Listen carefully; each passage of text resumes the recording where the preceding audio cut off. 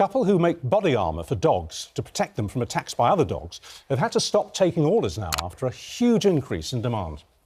They certainly have, and Bradley and Rachel Davis created Doggy Armour because they worried about their 9-year-old puggle, Tilly. And it seems that it wasn't just love and overprotecting of their pup. There's reason to worry. Well, let's look at the figures. They show a steep rise in the number of dog-on-dog attacks of 700%. 700% from 2016 to 2021, rising from 1,700 to over 11,500. And in the last year, nearly a quarter of vets reported an increase in the number of injured pets they had treated after aggressive behaviour by dogs. Of course, it's not just dogs. The Daily Mirror today, front-page report that a 5-year-old, we were talking about this earlier, she's called Farrelly Nicole, was left with really, really bad facial injuries after a dog attack. I mean, this is the situation, isn't it? It all breathes in to a fear of dogs and a fear of things being out of control. And you can understand why Bradley and Rachel Davis were concerned about their pup. They came up with the idea of this body armour. There you can see them. Good morning to you, and to Tilly as well, who's been very relaxed and well-behaved.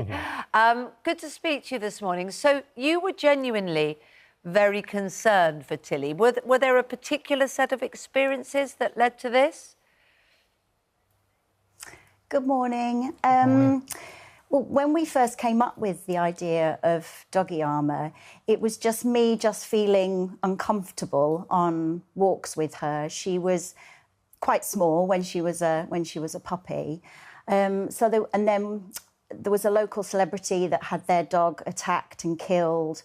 And I just said to Bradley, we've just got to do something. I'm just getting more and more anxious walking her. And we Googled and researched and saw if there was anything out there, but there wasn't. And so I set Bradley about. He's a bit of a crazy inventor. I set him off into his shed and off he came and created Doggy Armour. Well, can you tell us what it's made of? Is this presumably the kind of stab-proof stuff that the police wear when they go out into dangerous areas? It's very similar, except that Kevlar, which is what the police use, the problem we had with that when I was researching what armour was out there for dogs is that Kevlar needs to be layered up in so many layers, and it was mainly aimed at knife and bullets and things like that, them kind of threat levels. What we needed to do is create an armour that was flexible enough for the dogs to be able to have walks day to day and it not affect them, because I don't want to affect their enjoyment. And we wanted Tilly to enjoy herself when she was out for a walk. So I actually worked with people in China to develop this armour by a combination of different armours. And that's where we come up with this, which is it's actually defined. Yeah. Have you had, sorry to interrupt, have you had any feedback? Have you had any feedback from customers that you've sold the armour to where it has actually been put to the test, where the dog that was wearing it was attacked? We have, yes. Many clients now have had their dogs attacked again with Doggy Armour on, and even the vets are just shocked that they've gone to the vets with their dog after the attacks and there's no injury to them at all. Oh, you know, really? Don't get me wrong, they'll get some bruising. But they won't have the severe injuries that you're worried about. And the fact that it's around the body, a lot of pet owners, I think, worry about dogs going for the face. Is that something you've researched, that is the critical area for organ protection? Yeah, I mean, it's always finding a balance. I mean, we have clients come to us that literally want armour from top to tail.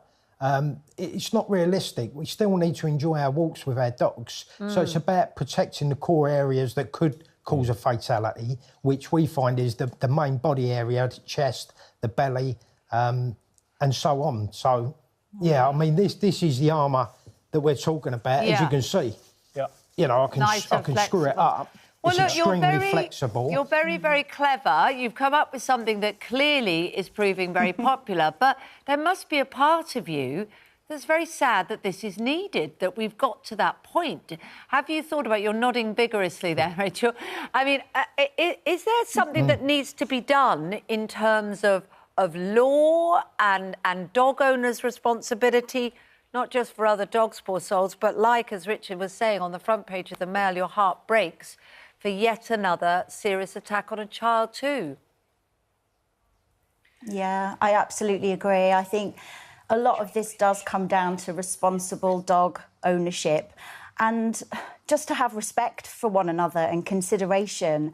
I'm not saying it's perfect where we live here, but it's certainly better than where we used to live. And what I found is on walks with Tilly, that people are just more respectful of you, your dog, your space. You know, they'll move to one side. If they've got their dog on a lead to let you pass, you do the same. If your dog's running off lead and you see someone else approaching, you put your dog back on the lead. You know, there's a lot more about that consideration and respect for one another from a kind of personal level. We should just quickly say that this isn't a plug for your body armour in the sense that it's a non-profit making operation. You don't make a profit. You do this basically at cost for the sake of the dogs, basically. Yeah, just to clear that up, I mean, me and Rachel have actually spent around 40,000 of our own money in donations. We take absolutely not a penny from the company. So we do it during the evenings and weekends so that we can have, you know, try and get income from other work that we do to support what we do with Doggy Armour. So, you know, I would love to pack this business up tomorrow, given the opportunity, so we can all walk our dogs happily without any armour. It's ridiculous that we've got to that stage. It is, yeah.